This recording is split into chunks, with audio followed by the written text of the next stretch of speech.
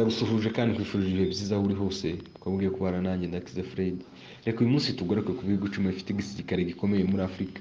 Abantu kuva baza ku isi, umutekano wabo n'ibintu byabo ni ibintu bitaho cyane, ahanini kubera ko bataba bizeye abantu babagose. Kubera ko kugambana, gucana inyuma ari ibintu bikunze kubaho kenshi mu kiremwa muntu. Ariyo mpamvu usanga kenshi yaba abategetsi cyangwa se abantu ku giti cyabo bafite amatsinda y'abantu ashinzwe kubarindira umutekano wabo w'imiryango yabo cyangwa se ku giti cyabo ndetse n'ibyo batunze. Kuva kera ibi byose byahozeho, usibye ko bitari kuri iki kigero cyangwa se kuri uru rwego biriho kuri uyu munsi. Uyu munsi bisa nk'aho igihugu gifite igisirikare gikomeye aricyo gihugu gisa n'igikomeye kurusha ibindi. Ariyo mpamvu isi ihora mu ntambara buri segonda, mu marushanwa yo kugira ngo undi muntu uwo ari we wese atakuje imbere. Kandi wibuke ko igihugu gifite umutekano ndetse n'igisirikare gikomeye kiba ari igihugu gitinyitse ku isi yose.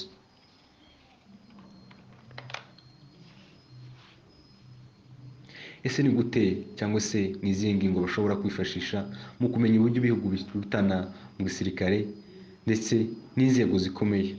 Muri rusange hari ingingo 40 zigenderwaho kugira ngo babashe kumenya neza uko igihugu gihagaze mu bya gisirikare. Ariko reka tugaruke kuri bitatu by'ingenzi gusa. Icya mbere ni umubare w'abasirikare igihugu gifite. Icya kabiri ni ibikoresho by'icyo gisirikare. Icya gatatu ni budget cyangwa se amafaranga ibihugu bishora muri icyo gisirikare.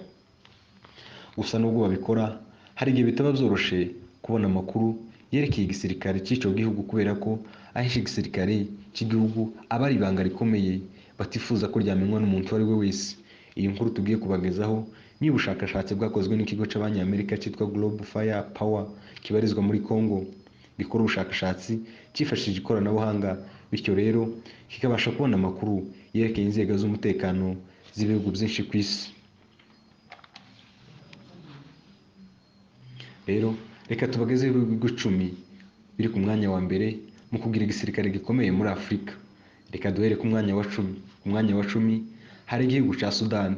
Iki akaba aricyo gihugu kiri ku mwanya wa 10 mu kugira igisirikare gikomeye muri Afurika, kikaba icya 75 ku isi yose, bitewe n'uko igisirikare cyabo kiyobowe na discipline nyinshi ndetse n'umubare w'abasirikare uhagije. Iki gihugu gifite abasirikare 194, ariko 109,300 nibo basirikare babarizwa mu mirimo ya gisirikare ya buri munsi. Iki gihugu gikoresha byibuze miliyari 3.6 z'amadolari y'abanyamerika ku mwaka. Ku mwanya wa 9 hari igihugu cya Tunisia. Iki gihugu nicyo gifite umwanya wa 9 muri Afurika, kikaba icya 73 ku rwego rw'isi yose.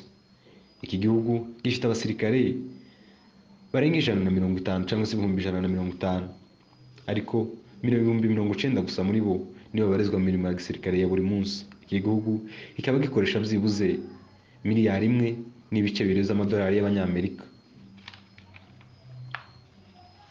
Ku mwanya wa 8 hari igihugu cya Congo cyangwa se Repubulika Iharanira Demokarasi ya Congo. Iki ikaba aricyo gihugu kiri ku mwanya wa 8 muri Afurika, ikaba icya 72 ku rwego mpuzamahanga. Gifite abasirikare barenga 152,000, ikaba gikoresha byibuze miliyari 1 y'amadolari ku mwaka gishora mu gisirikare. Ku mwanya wa 7 hari igihugu cya Maroc cyangwa se ubwami bwa Maroc. Iki akaba aricyo gihugu gifite umwanya wa 7 muri Afurika mu kugira igisirikare gikomeye, kikagira umwanya wa 71 ku rwego mpuzamahanga.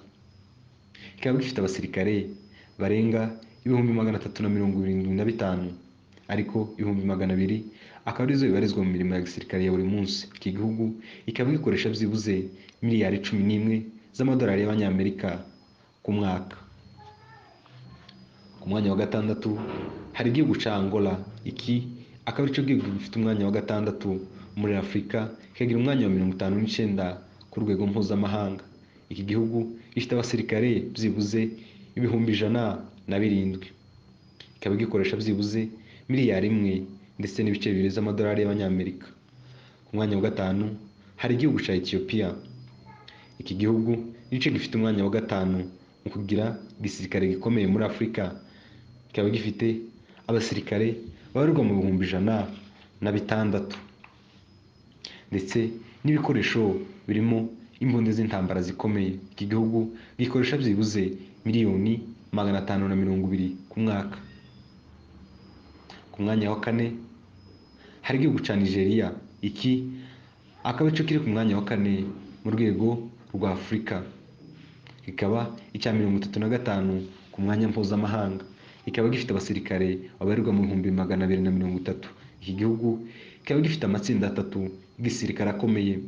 Hariho ingabo zirwanira mu kirere, ingabo zirwanira ku butaka, ndetse n'ingabo zirwanira mu mazi. Iki gihugu kikaba gikoresha byibuze miliyari 3.9 z'amadolari y'abanyamerika.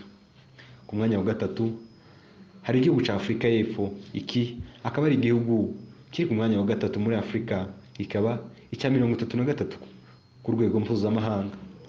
Iki gihugu kikaba gifite abasirikare babarirwa mu 100,000.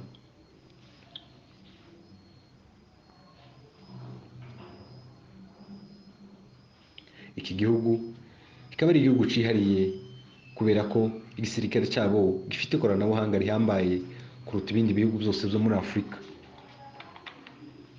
Iki gihugu kikaba gikoresha byibuze miliyari 4.2 ku mwaka gishora mu gisirikare. Ku mwanya wa kabiri hari igihugu cya Algeria. Igihugu cya Algeria akaba aricyo gifite umwanya wa kabiri ku rwego rwa Afurika, kikaba icya 26 ku rwego mpuzamahanga. Iki gihugu gifite abasirikare byibuze 206. Gusa abasirikare 130 nibo babarizwa mu mirimo ya gisirikare ya buri munsi. Iki gihugu kikaba gikoresha byibuze miliyari 22 z'amadolari y'abanyamerika. Igihugu kiri ku mwanya wa mbere ni ikihe? Ku mwanya wa mbere hari igihugu cya Egypte cyangwa se Egiputa. Iki akaba aricyo gihugu gifite igisirikare gikomeye kurusha ibihugu byose muri Afurika, ndetse uyu mwanya kikaba kiwugizeho iminsi aricyo gihugu gifite igisirikare gikomeye. Ubu akaba ari ubushakashatsi bwagaragajwe n'ikigo cy'abanyamerika gishinzwe kurebera hamwe uko ibihugu bihagaze mu mutekano wabyo. Iki kigo kikaba cyitwa Global Fire Power. Iki gihugu kikaba gifite abasirikare bagera ku 930. Gusa muri bo 450 nibo babarizwa mu mirimo ya gisirikare ya buri munsi. Iki gihugu gikoresha byibuze miliyari 11 z'amadolari y'abanyamerika. Dusoreje ikiganiro cyacu, turabashimiye.